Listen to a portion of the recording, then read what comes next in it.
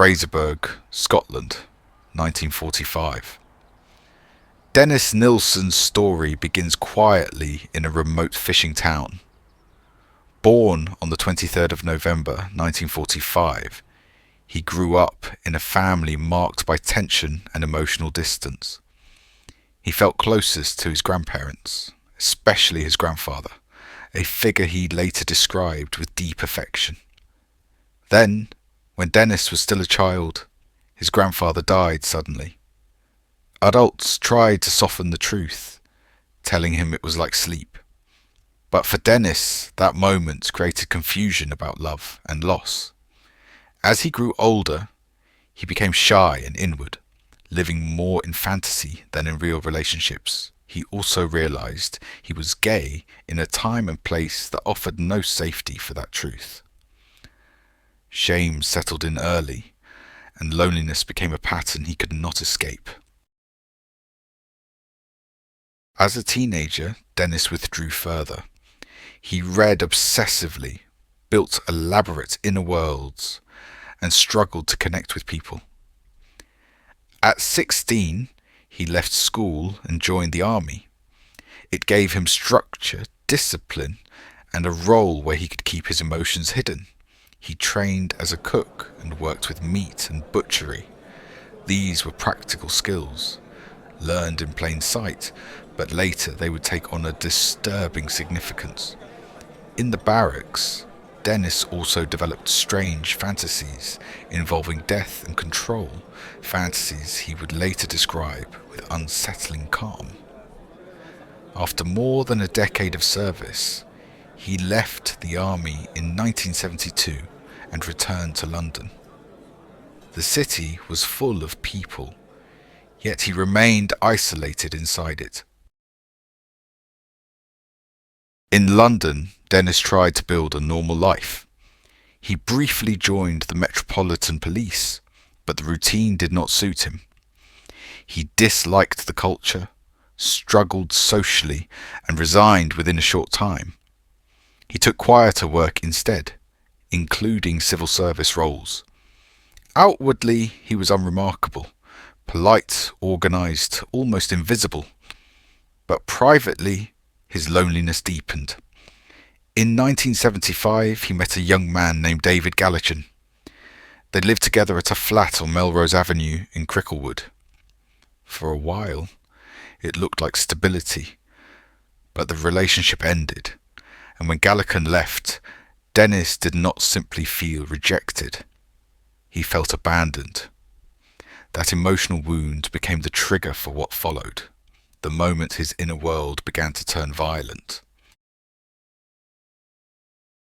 By late 1978, Dennis was drinking heavily. Nights became routines of pubs, streets, and searching for companionship. He wanted someone to stay, someone to remain. On the 29th of December, he met 14-year-old Stephen Holmes. The meeting seemed casual, conversation, drinks, then an offer to come back for tea. Stephen agreed, trusting him. In the flat, Dennis tried to create a feeling of comfort. But as the night faded into morning, Dennis felt that familiar panic, the fear that the person beside him would leave. And in that moment, his need for control overtook everything else. What followed was the first killing. It was not presented as rage. It was presented later as possession, the desperate act of a man who could not tolerate being alone. Afterwards, Dennis behaved in a way that shocked even the officers who later heard the confession. He cleaned, arranged, and treated the body as if it could still be company. He later described the corpse in chilling terms, admitting he found it beautiful. The flat became a place of secrecy. He hid what he had done beneath the floorboards, hoping time would solve the problem. But time only made the reality unavoidable. Months passed. The smell returned. and eventually he attempted to dispose of the remains through burning in the garden behind the building. It was here that the pattern took shape. Not just the killing, but the ritual after it. The need to keep someone near, followed by the practical need to remove evidence. Once the first boundary was crossed, it became easier to cross again. In December 1979, Dennis met Kenneth Ockenden, a Canadian student. They spent time together drinking in London, and Kenneth accepted an invitation back to the flat. Again, the same emotional trigger arrived, the moment of departure. When Kenneth tried to leave, Dennis panicked. What happened next followed the pattern Dennis would later describe repeatedly. The fear of abandonment transforming into lethal control. Afterwards, Dennis tried to preserve the moment. He kept the body in the flat for a short time, as if refusing to accept the finality of separation. Then, when decay made it impossible, he hid the remains beneath the floorboards once more. The flat was becoming a hidden grave, and Dennis was becoming more confident in his ability to conceal what he was doing.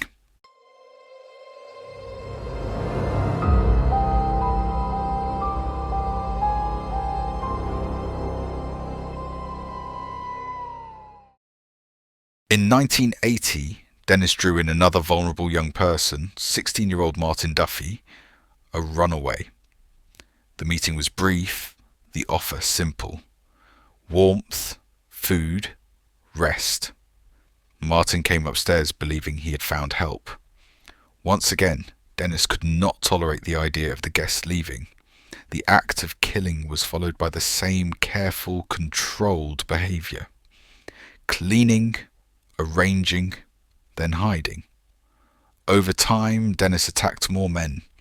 Some were struggling, some were homeless, some were simply young men who accepted an invitation for a drink and conversation. Dennis presented himself as safe, steady, ordinary. That was the camouflage. To neighbours and acquaintances, he appeared polite and calm. Inside the flat, he was building a private world where no one could abandon him. As the killings continued, so did the practical problems. Smell, insects, complaints. Dennis used excuses, damp pipes, sewage issues, anything to explain the stench. He burned remains in the garden behind Melrose Avenue, using tire fires to disguise what was happening and to destroy evidence. In daylight, he returned to work and routine as if nothing was wrong. The contrast was unsettling. The ordinary man leaving for his job and the hidden reality under the floorboards. Eventually, tenancy issues and mounting suspicion forced him to leave Melrose Avenue. He relocated to a smaller flat at Cranley Gardens in Muswell Hill, but the move did not stop him. The compulsion had become part of his life, and he carried it with him into a new address where the danger would escalate. At Cranley Gardens, Dennis had no garden and no easy place to hide bodies. Yet he continued. He killed more men in the flat, later identified as John Howlett, Graham Allen, and Stephen Sinclair. Without the old hiding places, Dennis began breaking down remains to dispose of them. It was a grim evolution, not driven by impulse alone now, but by method. He attempted to remove traces by using the plumbing system, flushing smaller pieces away. But systems leave records. And eventually the building itself began to reveal what he had been doing. A blockage formed. Water backed up. The smell was not the smell of drains. It was something else. Neighbours complained. Repairs were called. And on one morning in February 1983, The routine maintenance that people barely notice became the turning point that brought the entire case into the light. A drain specialist arrived to deal with the blockage. As he worked, he discovered something horrifying caught in the pipe system: human remains. The shock triggered immediate escalation. Police were contacted. When officers arrived at Cranley Gardens, the atmosphere was tense and sickening. Inside the building, the smell was unmistakable. Dennis Nilsen was present, oddly calm. He did not fight, he did not run. He seemed, instead, resigned. When detectives confronted him, Dennis made a statement that ended years of secrecy. He admitted the remains were there. He led officers into the flat and pointed to bags hidden under furniture and behind doors. What they found confirmed the unimaginable: evidence of multiple victims kept and concealed within an ordinary London home. I've been expecting you. The remains are here. Detective Chief Inspector Peter J. began the formal process of questioning. Over long hours, Dennis spoke with an eerie steadiness. He did not present himself as a man who had snapped. He spoke like someone explaining a private logic. He described the killings, the moments that triggered them, and the rituals that followed. He also gave a number. 15 or 16, he suggested, as if even he had lost count. He showed police where he had burned remains at his previous address and explained what had been hidden under the floorboards at Melrose Avenue. Forensic teams searched both locations. The evidence, physical traces, fragments, and identification work, began tying names to the missing. The case that started with a blocked drain now widened into one of Britain's most notorious murder investigations. As investigators worked, they faced a grim reality. Many of the missing men had not been reported urgently or had slipped through cracks in the system. Some were vulnerable, estranged, or living unstable lives. That vulnerability became part of why Dennis could operate unnoticed. The press seized the story with shock and fascination. Headlines described him as the Muswell Hill murderer. But behind the label were real lives, families, friends, and people who had spent years not knowing what had happened.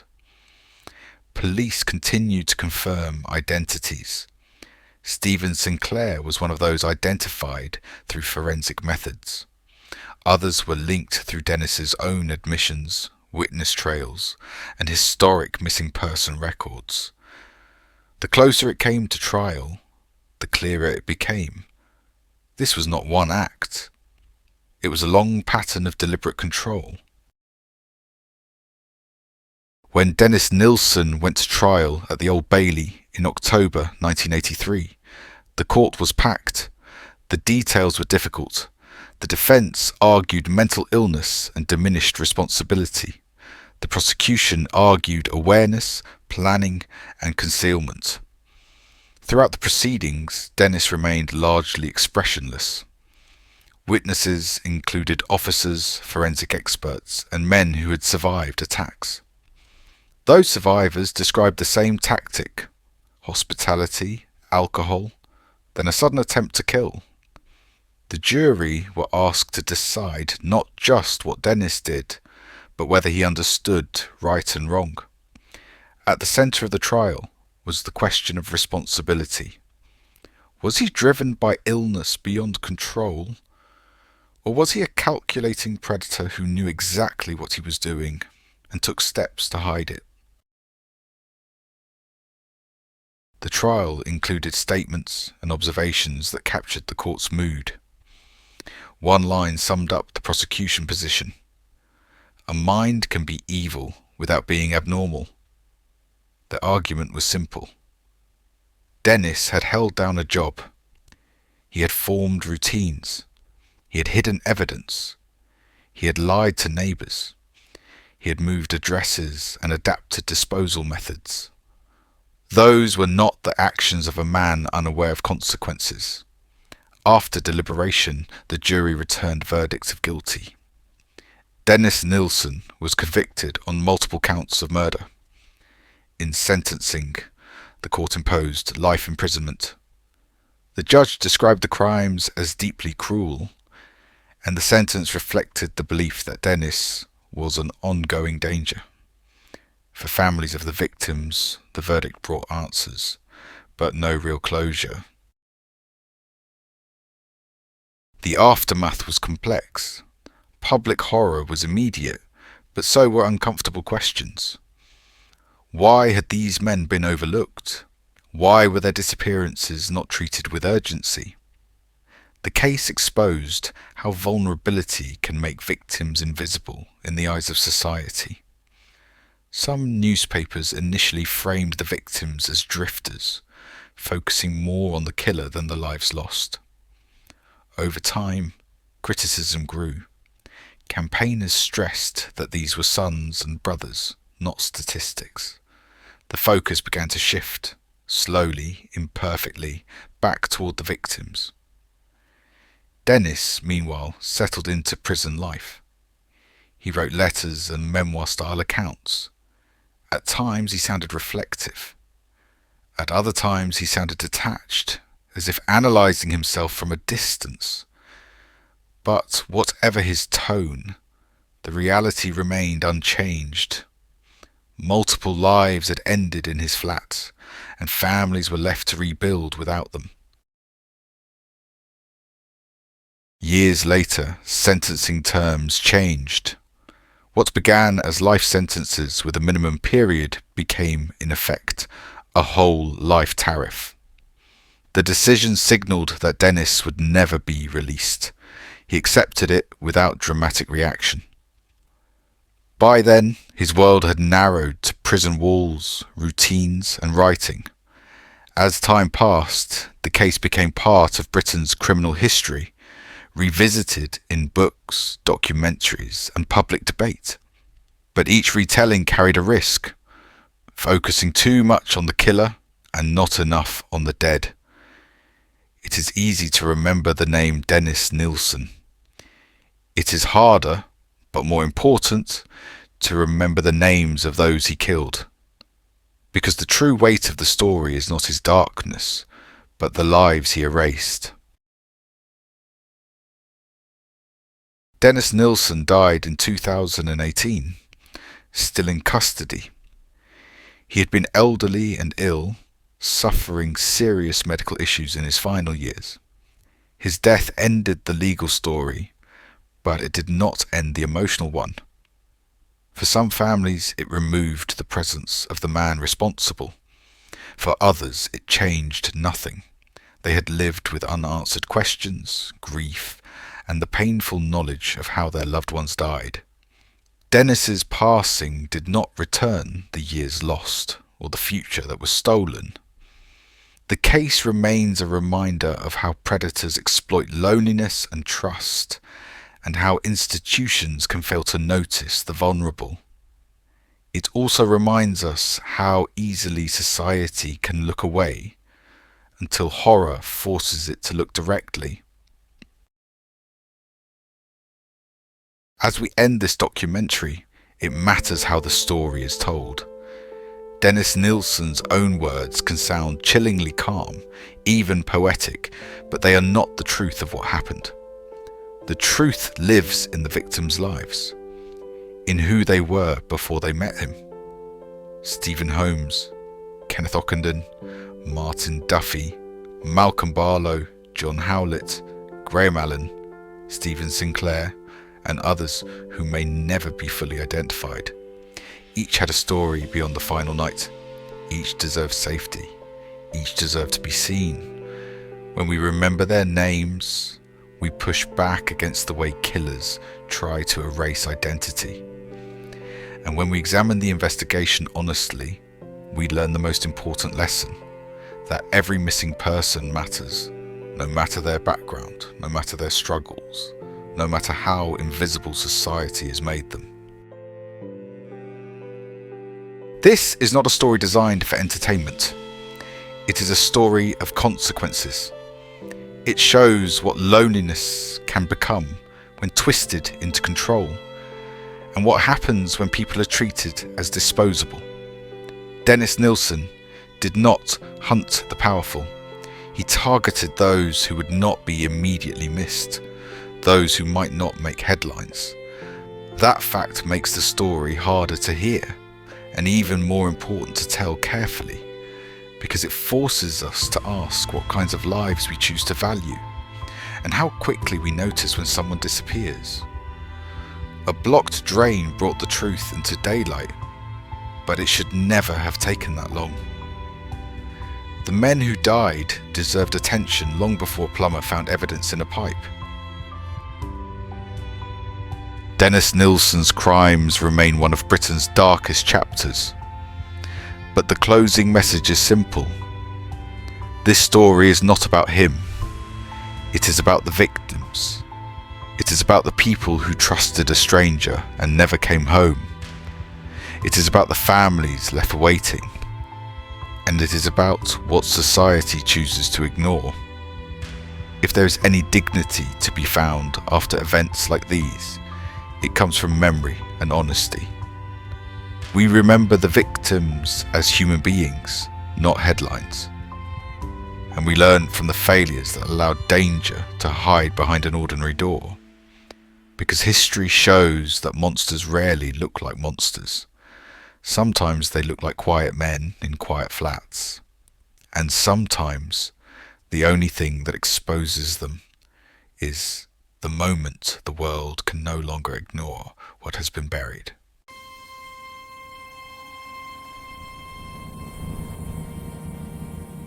If you enjoyed this video, please consider giving it a like. It really helps the channel and tells YouTube to share it with more people. If you're interested in more true crime stories, police investigations, and the cases that changed Britain forever, make sure you're subscribed and turn on notifications so you don't miss the next upload. Thanks for watching.